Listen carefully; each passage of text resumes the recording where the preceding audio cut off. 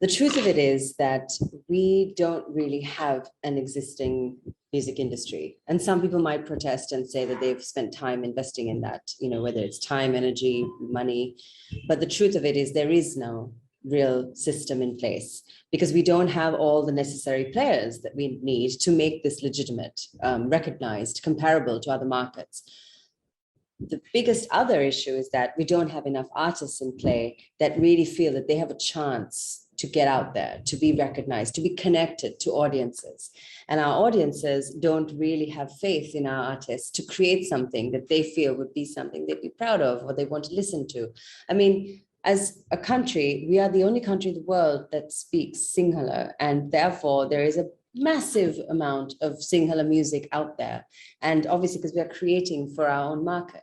When it comes to taking our music overseas or even to a wider audiences in Sri Lanka, it's very challenging because our audiences don't even know how to navigate and find out whether there are new acts in play. Yes, with Sinhala, it's easy because the radio stations have to play Sinhala music or want to play Sinhala music a lot of the time. So therefore, the artists get some face time or airtime. But when it comes to Sri Lankan acts that are not in those, not in that language, then you find that it's very challenging to get out there and to be heard, especially English speaking music. So you'd ask, how does this work? What's the other challenge that we have to navigate? And the critical issue is that there are no rewards for artists to be original. And I think we're all guilty of making them do covers. I mean, let's not forget. I mean, my whole life, I know that I've been to so many gigs in Sri Lanka, and I'm fortunate enough to have been to other gigs overseas to see how it works. But here, it's like, can you play Summer of '69, please, again? Oh, hey, what about, the Eagles Hotel California? We can't seem, or we weren't able to break free of those sort of weird constructs that we just want the familiar, we want the same, we want to know that that would guarantee a good emotion or experience.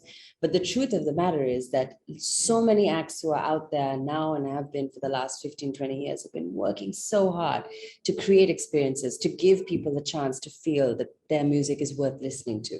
Radio stations have not featured local acts in a primary citizen way. They're always buried in showcases and weekend programs and so on, and then asked to do covers again. And that's the problem. There's no trajectory because there are no venue circuits. For example, we need people to invest in locations that will actually give people a chance to come in and play music that people might want to hear. It's not about an open mic night at a tiny pub. But even so, if you had that, an 18-year-old with a guitar got up there and it was great, where does he go next? And he may go to hotel bars or lobbies or a couple of other venues or bars that we know here, but they're not prioritized as the key focus. The venue owners just need them in there to complete the picture very often. And that's the problem because they're not really given the opportunity to rise any ranks because there aren't any ranks. And that's what we need to create. We need to create an opportunity for people to go from 50 people in a pub to 10,000 people in a stadium. And that means venue circuits with great promoters and not forcing artists to be promoters themselves and to look at revenue earning opportunities and commercial conversion. These are the ways in which we can find, opportunities for acts, because if there are more artists in the pool and there's more reward, there'll be more competition and there'll be more opportunity and more basically for us to go out there and see and push and send to the world. And yes, we have had a major success recently by one of our local artists, but that fame was born by a cover and her original music was absolutely fantastic. And I mean, she put it out there, whatever it is, whether you or I like it or not, she put it out there and she was confident because she believed in her music and her style. And now she's being sort of pushed into this cover section as well, which is not where she needs to stand.